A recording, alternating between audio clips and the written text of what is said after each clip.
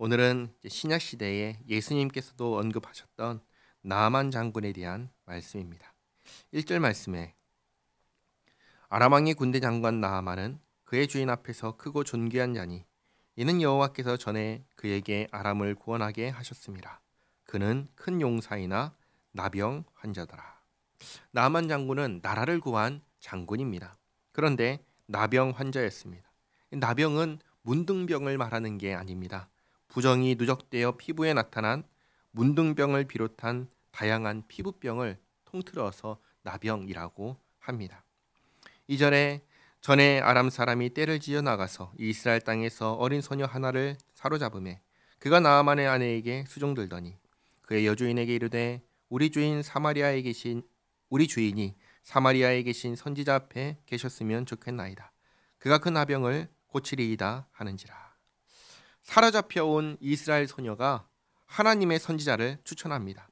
그가 나병을 고칠 수 있다고 합니다. 이 소녀는 어떻게 이런 말을 할 수 있을까요?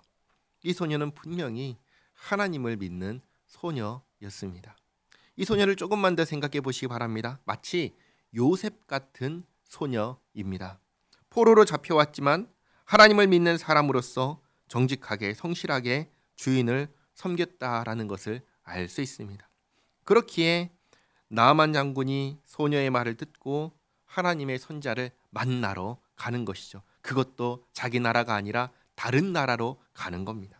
4절에 나아만이 들어가서 그의 주인께 아뢰어 이르되 이스라엘 땅에서 온 소녀의 말이 이러이러하더이다 하니 아람 왕이 이르되 갈지어다 이제 내가 이스라엘 왕에게 그를 보내리라 하더라.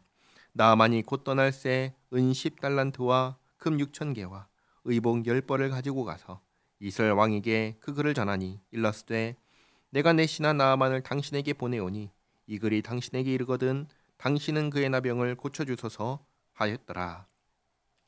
아람 왕은 당연히 북이스라엘 왕이 하나님의 선지자를 알고 있을 거라고 생각하고 이렇게 글을 써서 보냈습니다. 그런데 북이스라엘 왕은 이 편지를 보니까 나한테 당신이 그의 나병을 고치라 이렇게 돼 있는 걸 보고는 당황해서 이 왕이 우리를 괴롭히려고 이렇게 편지를 썼다 생각을 합니다. 그래서 7절에 이스라엘 왕이 그 글을 읽고 자기 옷을 찢으며 이르되 내가 사람을 죽이고 살리는 하나님이냐? 그가 어찌하여 사람을 내게로 보내 그의 나병을 고치라 하였느냐?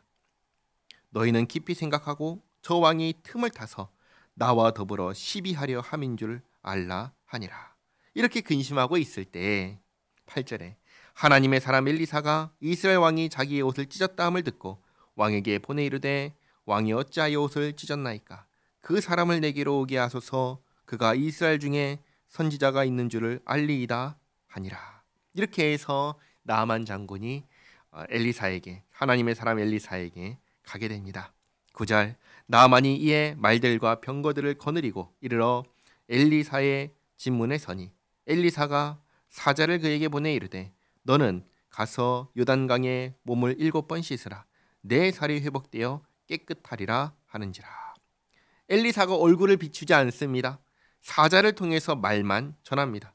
그러자 나아만 장군의 기분이 상합니다. 그래서 하는 말이 11절 나아만이 노하여 물러가며 이르되 내 생각에는 그가 내게로 나와서서 그의 하나님 여호와 이름을 부르고 그의 손을 그 부위 위에 흔들어 나병을 고칠까 하였도다. 이게 그 당시에 흔히 생각하던 방식입니다. 마치 무당이 구슬하듯 그렇게 할 줄 알았습니다. 그런데 자기 생각과 전혀 다르게 요단강에서 7번 씻어오라고, 그것도 자기한테 직접 와가지고 말하는 게 아니라 사자를 보내서 말하는 것을 보고 무시한다고 생각한 겁니다. 그래서 분노합니다. 12절에 다메섹강 아바나와 바르발은 이스라엘 모든 강물보다 낫지 아니하냐? 내가 거기서 몸을 씻으면 깨끗하게 되지 아니하랴 하고 몸을 돌려 분노하여 떠나니, 난 굳이 요단강에서 씻을 필요가 없다 생각하고 그냥 돌아가려고 했습니다. 그의 종들이 나와서 말하여 이르되 내 아버지여 선지자가 당신에게 큰 일을 행하라 말하였다면 행하지 아니하였으리이까? 하물며 당신에게 이르기를 씻어 깨끗하게 하라 함이리이까 하니. 이 생각해 보니까 그렇습니다. 더 큰 일, 더 힘든 일을 시켰다면 아마 했을 겁니다. 근데 지금 하라고 한 일은 너무나 쉬운 일입니다. 내가 화가 난다라는 것을 제외하고는 해서 손해볼 일이 전혀 없는 것입니다.